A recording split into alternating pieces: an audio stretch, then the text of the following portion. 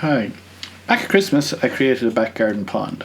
Now that it's the beginning of May, I thought I'd give an update on how the pond is doing and the changes I've made since I first dug it. Well, the good news is the pond is still holding water. I might start with the lessons I've learned since creating it and maybe talk about the things I might have done differently. The first thing I should have done was bought a bigger liner. I had originally planned to buy a larger size, but I'd left it too late to order it. So at Christmas I discovered that the only one I could get was the one I did get. So it was that or nothing.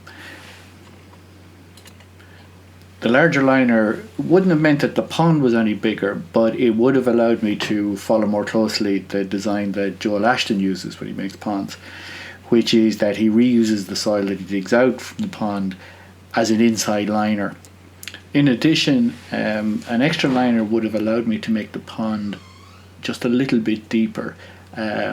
It's probably a couple of inches shallower than I'd like it to be.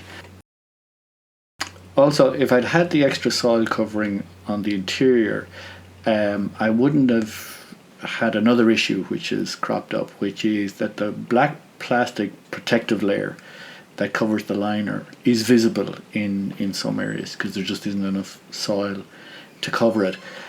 I'm not so much worried about the aesthetics of it, but the algae seems to grow more vigorously where the fabric is exposed. Now I have added some oxygenator plants, and I don't see a huge amount of algae problems recently. And I have also covered over the most exposed spots where I can. I've also continued to add more plants in the shallow areas of the pond, and as a result there is more soil there anyway, so I'm not too worried about the algae problem. An issue that I hadn't thought about too much, and is not just confined to my pond but any pond, is evaporation. March and April have been relatively dry in Galway this year. And as a result, there was quite a bit of evaporation of the pond. Topping it up isn't a huge issue for me. I have a very big flat roof that fills a couple of water barrels, and I plan to get an even bigger tank for the summer in case we have a very dry summer. But it is interesting that even in the spring, when it hasn't been that very warm, evaporation was quite noticeable. So has the pond been a success so far?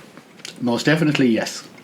In terms of wildlife, it's been a huge attraction almost from the day I filled it with water, particularly with birds. Probably the earliest sign that it was going to work out well was soon after I filled the pond. A pair of grey wagtails appeared and periodically visited the pond ever since. I don't live too far from the Eglington canal, so that's probably where they've come from, and they come over for a look every so often. I have a lot of bird feeders in the garden, so I get a lot of birds visiting the garden. All of the birds use the pond, both for drinking and for bathing. What's particularly gratifying is the sight of young birds discovering and using the pond. The fledging season has begun, and the baby birds that fly out of the nests come down to the pond, and they just assume that it's always been there and it's part of their local environment, and they very much take to it. The first fledglings I had in the back garden were a pair of blackbird chicks, and they spent their first week skulking around the undergrowth, the plantings at the edge of the pond, as well as the plants nearby. A couple of robins fledged 2 weeks ago, and straight away they were down to the pond investigating it and drinking from it. And I've seen a young thrush also bathe in it. This week the starlings have fledged, the starlings that are nesting under the eave of the roof of my house, and straight away they're down at the edge of the pond discovering water for the first time. When I built the pond, I decided to put a little island in the middle of it. The idea was that it would be a safe spot for birds to access the pond. Now, I've observed that most of the birds come to the side of the pond anyway. There's reasonably good sight lines around the pond edge, so they feel relatively safe just coming to the edge of it. Some of the birds do use the island, but the number one user is our cat Mia, who jumps onto it every morning and then takes her morning drink from the island. She's fascinated with water, so she goes down there every morning. Now, since the fledging season has started, Mia is confined to barracks, so she won't be using it. The other big user was a hooded crow, who discovered that it could catch tadpoles from the island, and spent a very profitable evening munching them. So for now I'm going to leave the island, but I'm not sure how long it'll last long term. As I just mentioned, I do have some tadpoles in the pond. I collected some water from a local drain to seed the pond, if you like, with small creatures, and I think they were passengers. It wasn't intentional. There's a couple of dozen of them, and they've become right little amphibians now. They got quite big, and their back legs are starting to appear.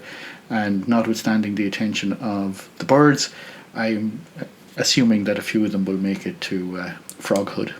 In addition, I've seen a couple of very small beetles swimming around underneath. There's a lot of water snails. They came from the other little pond that I had, and also some, I guess, fly larvae of midges or whatever they are. They were in the water barrel that I used to top up the pond. It's full of them, and that's good news, because I should have lots of insects. And one of the purposes of the pond was to attract damselflies and dragonflies. So I'm hoping a steady supply of other insects as a food source will attract them. It should also attract swallows, which are now flying around the garden. They're just back, and hopefully later in the year, bats as well. So the bottom of the food chain has been looked after, and hopefully we'll see some damselflies and dragonflies gracing the garden later in the summer. So that's where my pond is right now. It's looking really good. The flowers and the plants are starting to settle in. The next step is to landscape a little bit more around the edge of the pond. There's still a lot of stone visible. They're the stones that are holding the pond liner and cover in place, and I do plan to put more earth around those and plant vegetation there. I have some seeds planted, and as the summer progresses, they should appear. I should see far more insects in the garden, not just damselflies and dragonflies, but butterflies and hoverflies and bees. My leafcutter bees are still hibernating, and I have created an insect hotel, much bigger one beside it, and I'm hopeful that will attract a lot more activity to the garden. In addition to making the pond, I also made a small bird hide.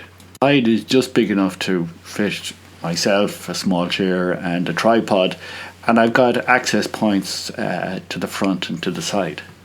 Most of the time the bird hide houses a trail cam on a tripod, which is pointing at the pond to monitor any activity.